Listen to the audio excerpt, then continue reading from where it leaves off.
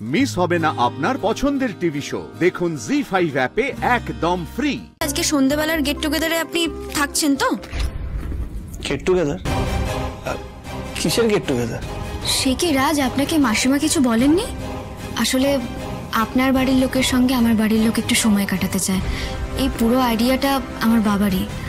সবটাই তো জানেন, হসপিটাল থেকে ফেরার পর থেকে মায়ের মন মেজাজ একদম ভালো নেই, তাই এই প্ল্যান। আর তাছাড়া আপনার মা এবং বোনের সঙ্গে তো আমাদের আলাপ হয়েছে, আজকে মেসোমশের সঙ্গে আলাপ হয়ে যাবে। রাজ বাবা এটা করেছে, যাবে যেখানে একদম এরকম। কোথায় আমাকে বাড়িতে একা রেখে এসে তোরা এখানে নাটক করছিস? হ্যাঁ,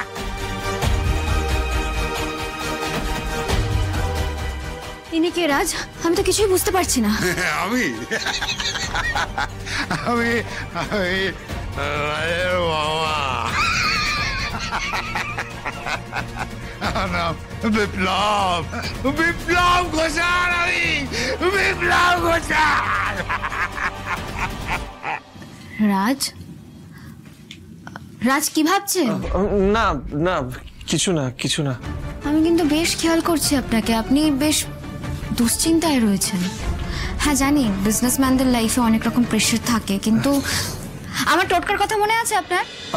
হ্যাঁ, কোনটা বলুন তো? ওই তো।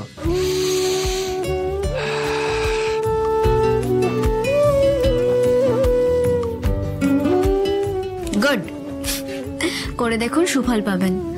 আচ্ছা, আমাকে তো এখন বেরোতে হবে, আমি তাহলে আজকে আসি। সন্ধ্যাবেলা দেখা হচ্ছে। হ্যাঁ, আর একটা কথা শুনুন, এত চিন্তা করবেন না, সাবধানে থাকবেন। আসি তাহলে।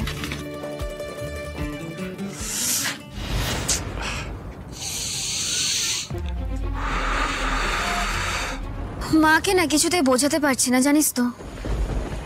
এখনো পর্যন্ত সতীশের সঙ্গে আমার বিয়ে দেবে বলেই ব্যস্ত হয়ে রয়েছে। সে কি রে, আমি সেদিনকে সতীশের যে রূপটা দেখলাম, ওই ছেলেটার সাথে বিয়ে হলে কিন্তু তুই কোনোদিনও সুখী হতে পারবি না শ্রী। উর্মি, সুখী হওয়া তো অনেক পরের কথা।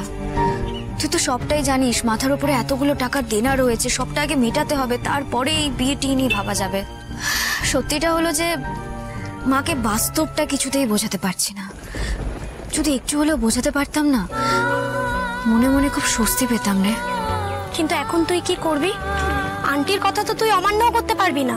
সেটাই তো ভাবছি উর্মি, কোনো কুল কিনারা পাচ্ছি না। তবে হ্যাঁ, হাল ছাড়ছি না আমি।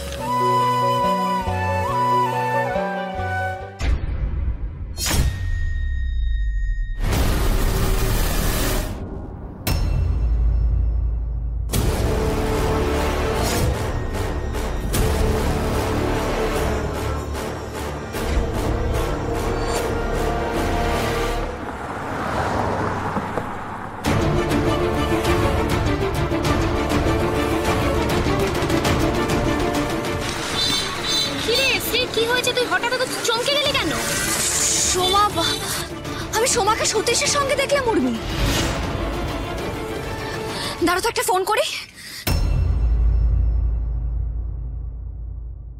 জি5 ডাউনলোড করুন আর সব এপিসোড দেখুন একদম ফ্রি।